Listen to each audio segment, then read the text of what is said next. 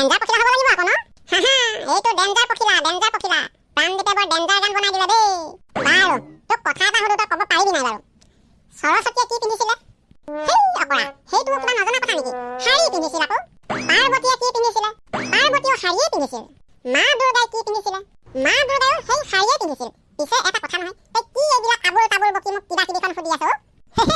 আবুল তাবুল নহয় আগৰ দিনৰ নাৰীয়ে শাৰী পিন্ধিছিল আৰু আজি নাৰীয়ে শাৰীও পিন্ধে চাদৰ মেখেলাও পিন্ধে বেলেগ কিবা কিবিও পিন্ধে যে কাৰণটো কি মোক কচোন তই তাৰ কাৰণটো নাজানোৱে মানে চা আগৰ দিনৰ গোটেই বিশ্ব ব্ৰহ্মাণ্ডত জনসংখ্যা কম আছিল জেগা বহুত আছিল গতিকে দীঘল দীঘল শাৰীবিলাক বওঁতে কোনো অসুবিধা হোৱা নাছিল আৰু আজিৰ যুগত এই বিশ্ব ব্ৰহ্মাণ্ডত যথেষ্ট জনসংখ্যা বৃদ্ধি পালে গতিকে জেগাবিলাক কমি আহিল ইমান দীঘল দীঘল শাৰী লগাবলৈ জেগা নাইকিয়া হৈ থাকিলে সেইটো কাৰণে চুটি চুটি কৰি চাদৰ মেখেলা বনাই এই কিবা কিবিবিলাক পিন্ধিবলৈ ধৰিলে বুজিলি বাহ বাহ তোক মানিব লাগিব বেষ্ট টেলেণ্টেড বে তই মই এতিয়া নহয় মই জন্মগত টেলেণ্টেড মই জন্ম হোৱা দিনাখনৰ পৰাই talented good morning everyone good morning sir দুইজনৰে মাজত কিবা আলোচনা চলি থকা যেন লাগিছিলে হয় ছাৰ সৰু সুৰাকে আলোচনা এখন চলি নথকা নহয়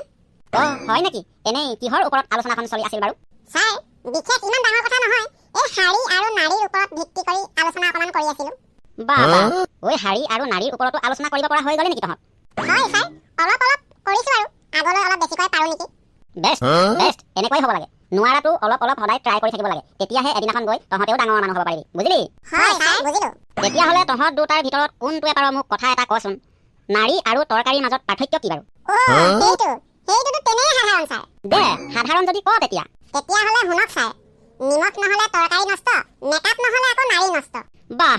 বেষ্ট টেলেণ্টেড কিন্তু দেই তহঁত থেংক ইউ ছাৰ আৰু এটা কচোন বাৰু কি ক'ব লাগে কওক ছাৰ পতি আৰু পত্নীৰ মাজত পাৰ্থক্য কি বাৰু শুনক তেতিয়াহ'লে ছাৰ অৰ্থলোভী নাৰী কেতিয়াও সুখী হ'ব নোৱাৰে আৰু নাৰীলোভী পুৰুষ কেতিয়াও উন্নতি কৰিব নোৱাৰে বাহ সঁচাই বেষ্ট টেলেণ্টেড কিন্তু দেই তহঁতি যোৱাকালি থিয়েটাৰ চাই টোপনি খতি হ'ল চাগৈ ছাৰ সেইটো কাৰণে আজি ইহঁত নাই অহা নেকি ঠিক কৈছ কিন্তু তই হয় ছাৰ সদ্যহতে মই ওলোটা পোলোটা কথা নকওঁৱেই ইহঁতক কাইলৈ পাৰিলে টিক্কা চেলাই চেলাই দুই চাপকে দি দিব লাগে হ'ব তাক কি কৰিব লাগে মই জানো নহয় বাৰু আজি ষ্টুডেণ্ট কম আছে যেতিয়া আজি মনোৰঞ্জনকে কৰোঁ নে কি ল'ৰাহঁত হয় ছাৰ ঠিক কৈছে কিন্তু আপুনি আচ্ছা তহঁতে মোক কথা এটা কচোন কুকুৰে কুকুৰক দেখিলে যে পকৰটো শুনিবলৈ যায় তাৰ কাৰণটো কি জাননে কোনোবাই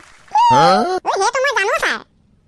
বাৰু জানই যদি কচোন শুনো তাৰ কাৰণটো কি অ'কে ছাৰ তাৰ কাৰণটো কোৱাৰ আগতে মই বেলেগ কথা এটা কৈ লওঁ বুলি ভাবিছিলোঁ আপুনি যদি অনুমতি দিয়ে ক'ব পাৰোঁ ছাৰ ঠিক আছে কি ক'ব খুজিছ ক হেল্ল' গাইজ আপোনালোকে যদি আমাৰ এই ভিডিঅ'টো চাই আছে আৰু যদি আমাৰ ভিডিঅ'বিলাক চাই ভাল লাগিছে তেতিয়াহ'লে ভিডিঅ'টোৰ তলত গৈ লাইক কৰি ছাবস্ক্ৰাইব বুটামটো দবাই চেনেলটো ছাবস্ক্ৰাইব কৰি দিবলৈ নাপাহৰিব তেতিয়াহে আমাৰ এনেধৰণৰ আহিব লগা কমেডি ভিডিঅ'বোৰ আপুনি নটিফিকেশ্যন হিচাপে পোনপ্ৰথমে পাব বাহ বৰ ধুনীয়া কথা এটা ক'লিও ল'ৰা তই হয় আপোনালোকে যদি আমাৰ ভিডিঅ'বিলাক চাই থাকে আৰু আমাৰ ভিডিঅ'বিলাক নিয়মীয়াকৈ পাবলৈ যদি বিচাৰে তেতিয়াহ'লে তলৰ ছাবস্ক্ৰাইব বুটামটোত গৈ ছাবস্ক্ৰাইব কৰি কাষৰ বেল আইকনটো বজাই দিবলৈ নাপাহৰিব তেতিয়াহে আমাৰ এই কমেডি ভিডিঅ'বিলাক আপলোড কৰাৰ লগে লগে আপুনি পোনপ্ৰথমে নটিফিকেশ্যন হিচাপে পাব কথাটো কৈ হ'ল যেতিয়া এতিয়া কাহিনীটো ক'ব লাগে আৰু অ'কে ছাৰ শুনক তেতিয়াহ'লে এবাৰ এটা গাঁৱলীয়া কুকুৰ চহৰত ফুৰিবলৈ গৈছিল ফুৰিবলৈ যাওঁতে সি চহৰৰ কুকুৰ এটাক দেখিলে যে এঘৰ ধনী মানুহৰ ঘৰত তাক খাবলৈ ধুনীয়া ধুনীয়া বিস্কুট মিঠাই গাখীৰ দৈ আদি ইত্যাদি দিছে আৰু শুবলৈ ধুনীয়াকৈ তাক বিচনা পাৰি দিছে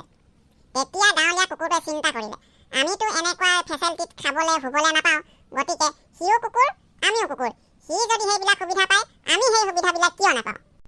তাৰপিছত আৰু কি হ'ব ছাৰ সিহঁতৰ গাঁৱলীয়া কুকুৰকেইটাৰ ভগৱানৰ ওপৰত বৃহৎ খং উঠিলে তেতিয়া গোটেই গাঁৱৰ কুকুৰবিলাকক মাতি তেহেঁতি এদিন এখন মিটিং দিলে আৰু মিটিঙত চহৰত গৈ দেখি অহা কুকুৰটোৱে গোটেই কাহিনীটো সিহঁতক বুজাই দিলে তেতিয়া গোটেই গাঁৱলীয়া কুকুৰখিনি একেবাৰে গৰজি উঠিল নহয় ছাৰ বঢ়িয়া লাগিছে তাৰপিছত কি হ'ল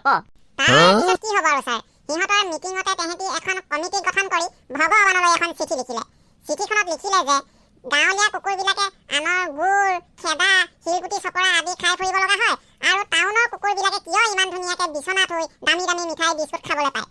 সিহঁতিও কুকুৰ আমিও কুকুৰ গতিকে ভগৱানলৈ খঙতে তেহেঁতি চিঠি এখন পঠালে যে কুকুৰৰ ক্ষেত্ৰত চব একেই ফেচিলিটি হ'ব লাগে বৰ